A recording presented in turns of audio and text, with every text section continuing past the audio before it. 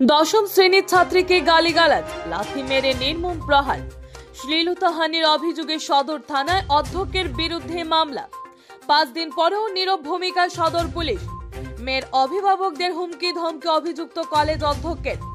সাংবাদিক সম্মেলন ডেকে মুখ্যমন্ত্রীর দৃষ্টি আকর্ষণ অভিভাবকদের। দশম শ্রেণীর ছাত্রীকে কিল, থাপ্পড় ও লাথি মেরে নির্মম প্রহারের পাশাপাশি জাতিগতভাবে গালিগালাজ ও শ্লীলতাহানির অভিযোগে ফকিরাবাজার স্থিত এমকে গান্ধী কলেজের অধ্যক্ষ ইকবাল আহমেদ চৌধুরীর বিরুদ্ধে শ্রীভূমি জেলা সদর থানায় মামলা দায়ের হয়েছে। কিরান সমাজের বলে ছাত্রীকে অপমান করলেন অধ্যক্ষ। আইনের দ্বারস্থ হলেন ভুক্তভোগী ছাত্রীর পিতা আকবরপুর এলাকার সালনারগুল গ্রামের বদরুল হক। এ নিয়ে মঙ্গলবার সন্ধ্যায় আক্রান্ত ছাত্রীর বাসগৃহে এক সংবাদ সম্মেলন ডেকে এমকে গান্ধী কলেজের অধ্যক্ষ ইকবাল আহমেদ চৌধুরীর বিরুদ্ধে একাধিক গুরুতর অভিযোগ তুলেন অভিভাবকরা। আক্রান্ত দশম শ্রেণীর ছাত্রীর পিতা বদরুল হক বলেন, গত 4 জানুয়ারি শনিবার বেলা 11 ঘটিকার সময় পরীক্ষা চলাকালীন অবস্থায় তার মেয়েকে ডেকে নিয়ে অধ্যক্ষ ইকবাল আহমেদ চৌধুরী নির্মম প্রহার করেন। প্রথমে ছোট লোক ও কিরান বলে ছাত্রীকে জাতিগতভাবে গালিগালাজ দিয়ে তার কলেজে কিরান সম্প্রদায়ের মানুষের পড়ার কোনো যোগ্যতা নেই বলে গালি দেন অধ্যক্ষ ইকবাল আহমেদ চৌধুরী। এছাড়াও কিল, থাপ্পড় মারতে মারতে শ্লীলতাহানি করেছেন বলেও অভিযোগ তুলেছেন। এক সময় রাগান্বিত হয়ে তার ছাত্রীকে লাথি মেরে বিদ্যালয়ের শিক্ষকদের কক্ষ থেকে বের করে দেন। এদিকে গত বৃহস্পতিবার অধ্যক্ষ ইকবাল আহমেদের বিরুদ্ধে সদর থানায় দ্বারস্থ হলো এখন পর্যন্ত নীরব ভূমিকায় সদর পুলিশ।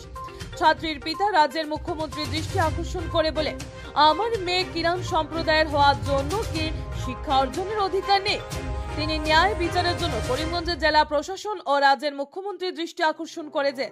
এদিকে উক্ত ঘটনা নিয়ে প্রতিবাদ করায় মেয়ের অভিভাবক ও আমসু নেতা জাহান চৌধুরীকে হুমকি দিচ্ছেন অধ্যক্ষ ইকবাল আহমেদ চৌধুরী।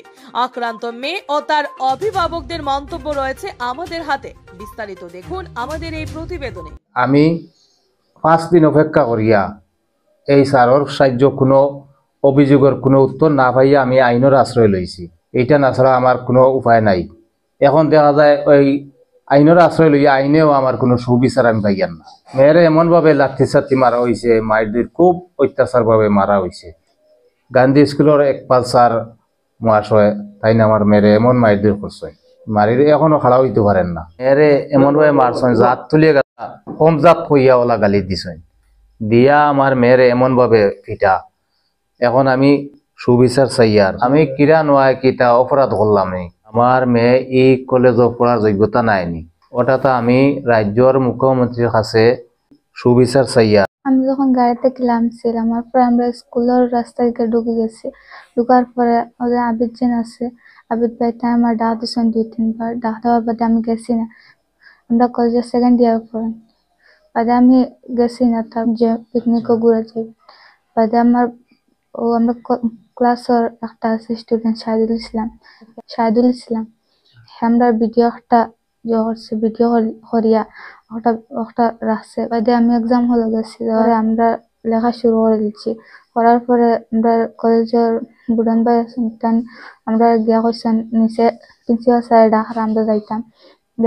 গেছি আমি খালি প্রিন্সিপাল স্যারের রুমের সামনে গেছি। যাওয়ার পরে স্যার আমার লাত মারছেন 2টা, ও সাইডে একটা পিছনে একটা লাত মারার বাদে আমি জায়গাতে বই গেছি।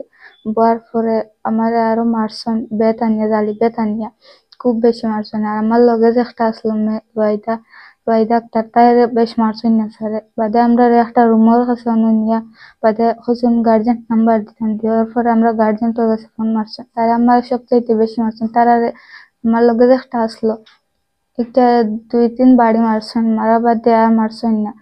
বাদে আমরা হয়েছেন ও সাইডে যে হয়েছেন আমার জাত তুলে গালিয়েছেন, হয়েছেন আমি স্কুল পড়ার যোগ্য না গালিয়েছেন।